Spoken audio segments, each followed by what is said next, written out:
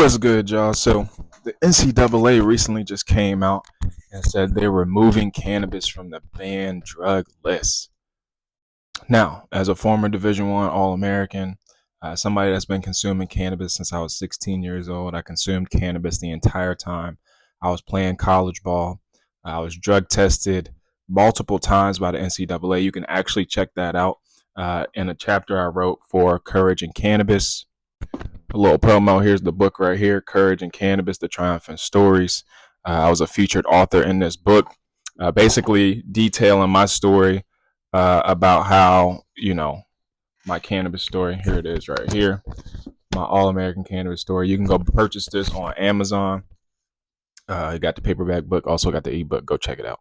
But I want to make this story because the NCAA has been getting away with a lot for a long time, and it hurts our community the most. It hurts young black men because a lot of us, playing college ball, playing college sports, it's the way out.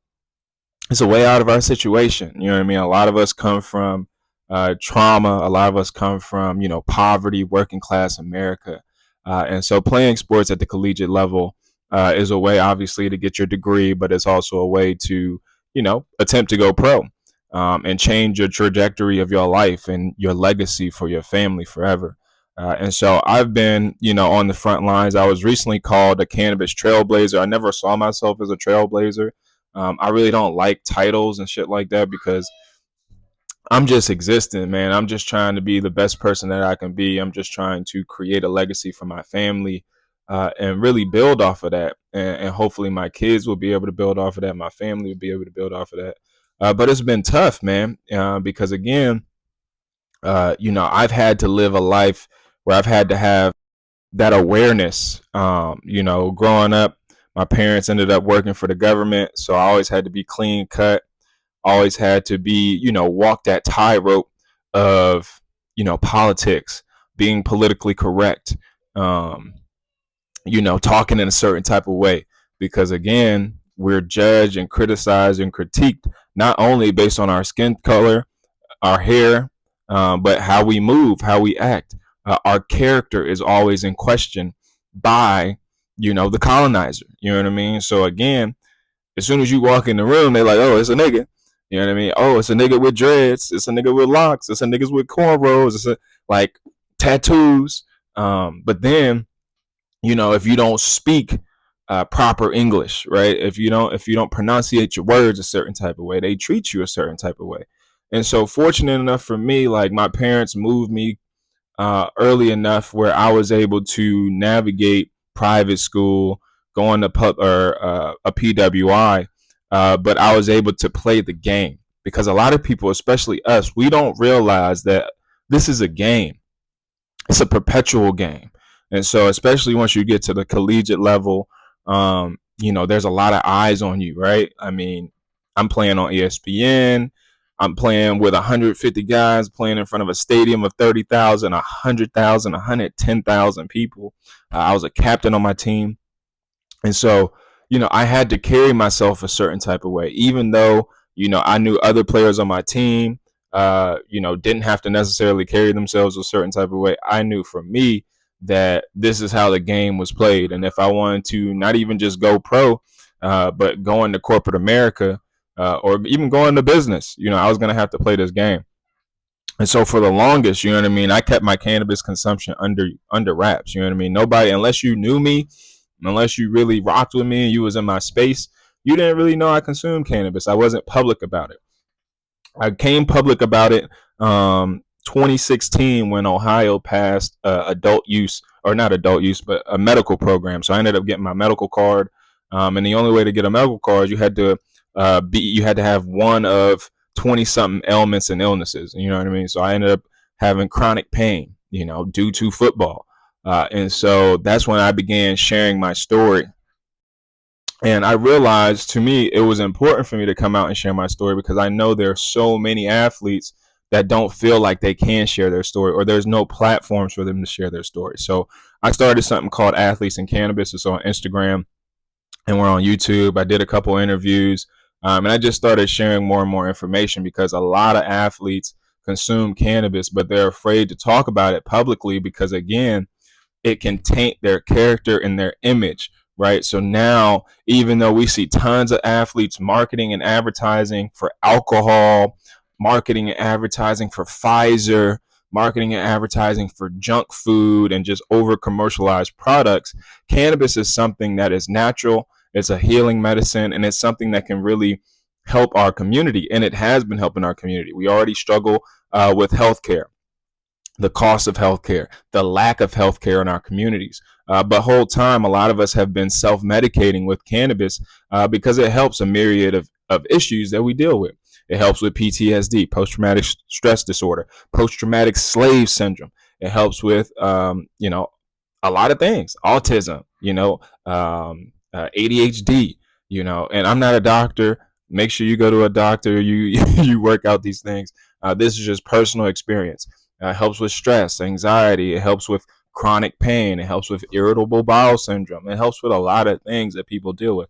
Even, in Ohio with our medical program, one of the ailments is CTE. Well, CTE can't be diagnosed until you die, until they cut your brain open and look at your brain and say, oh, yeah, he has CTE. He had thousands of hits, which for me, started playing football at 6, 7 years old, tackle football, played all the way till I was 23.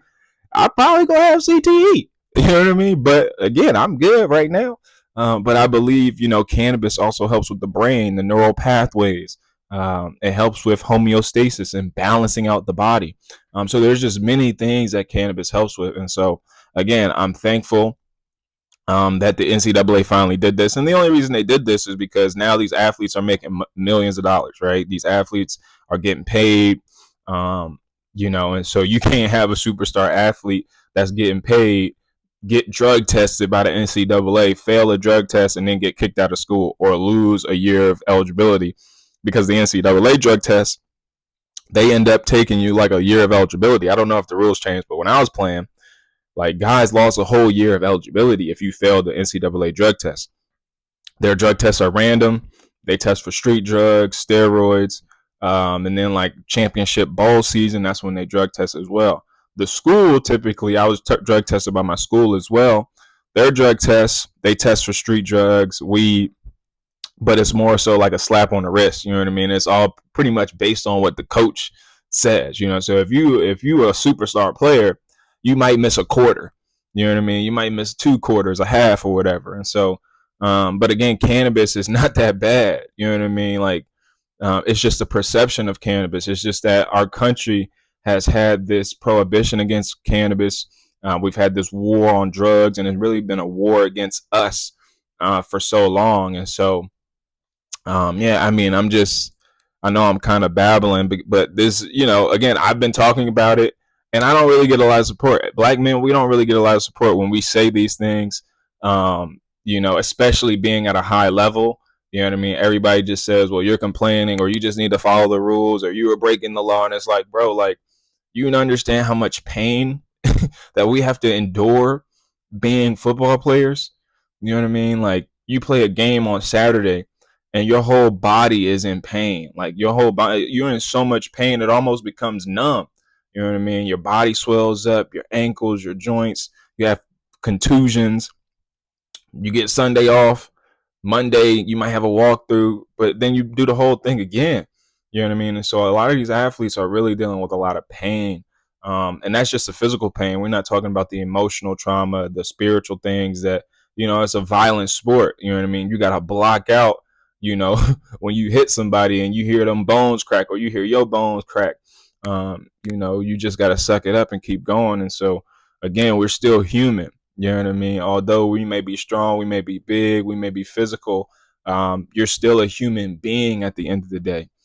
So, that reality of like dealing with pain, trauma, physical pain doesn't just go away. Guys bury it whichever way. They're going to take pills, opioids, or they're going to drink.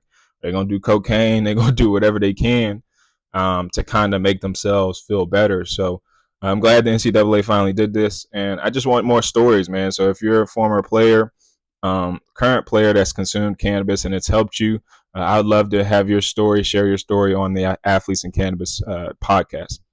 Peace.